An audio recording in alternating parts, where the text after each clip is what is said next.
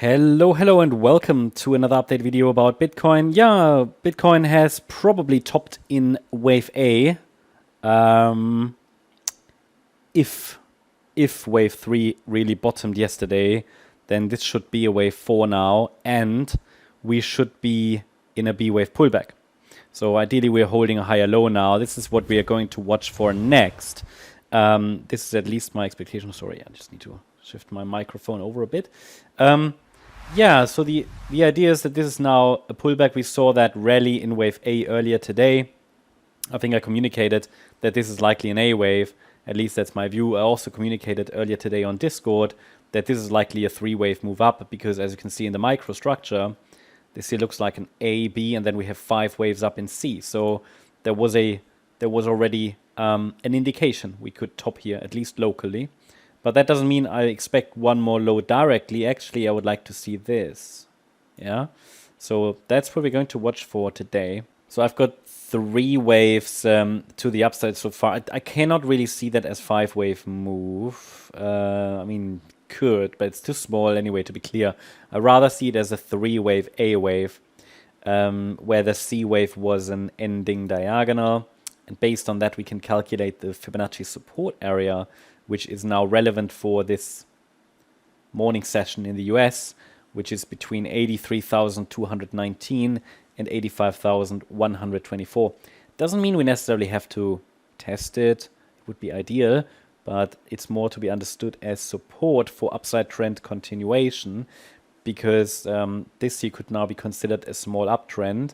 If this move up here between yesterday's low and today's intraday high gets corrected, and if this indeed is a larger uptrend that started, whether it's just an ABC structure or in the yellow count even something more bullish, as discussed in the last update, then the price should ideally not break and sustain below $83,219. So ideally, the pullback remains a 3-wave move. Let me actually shift the support area over here.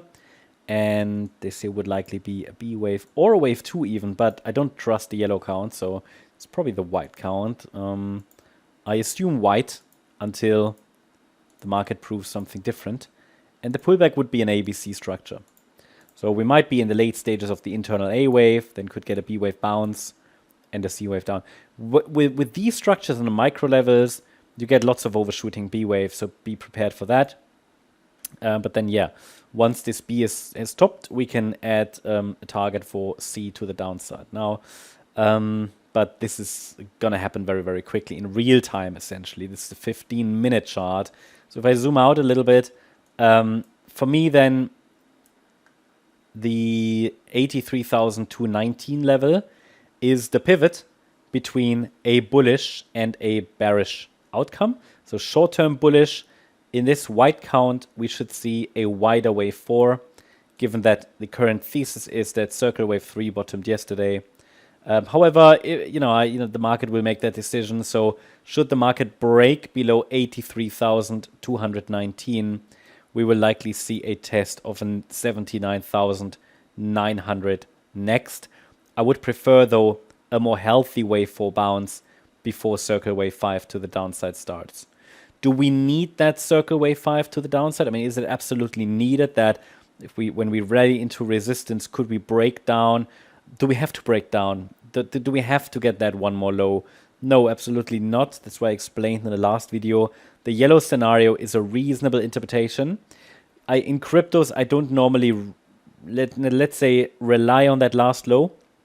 It often doesn't happen, especially when the market comes from an oversold condition. So let me be clear, I'm watching for further upside. I'm open to the idea that the yellow scenario develops. However,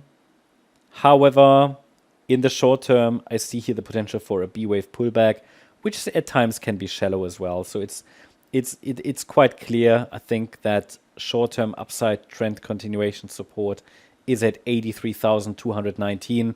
Any break below that will be an indication that we are going down to 79.9K. I would like to see, however, a rally into resistance first. Yeah, and then we will see how the price reacts to this resistance area. And yeah, 89,920 would be the next major level and ideal target actually for Circle Wave 4 in white. If we compare Circle Wave 4 with Circle Wave 2, if we go to the 30-minute chart, then you can see that, yeah, this would look quite good in terms of proportions. Wave 2, Wave 4, that is okay. And then Wave 5 down. Again, we don't need that fifth wave down, but I'm going to watch for it until the market has formed a 5-wave move up that breaks above resistance. That's the update about Bitcoin. Hope you liked the update. If you did, please hit the like button, leave a comment, and subscribe. And if you really like the content, then please check out the channel membership. Also, make sure that you follow us on our MCO Global channel. It's the main channel. Here I cover cryptocurrencies as well in more detail, but also other asset classes, a long-term outlook usually, deep dive analysis, different type of content. Today I uploaded a video about the NASDAQ and NVIDIA. So if you're interested in the NASDAQ, that can be helpful to understand where crypto could be going, because the NASDAQ and Bitcoin especially, they've been correlating lately. So it might be interesting. You'll find a link in the description. Thank you very much. Bye-bye.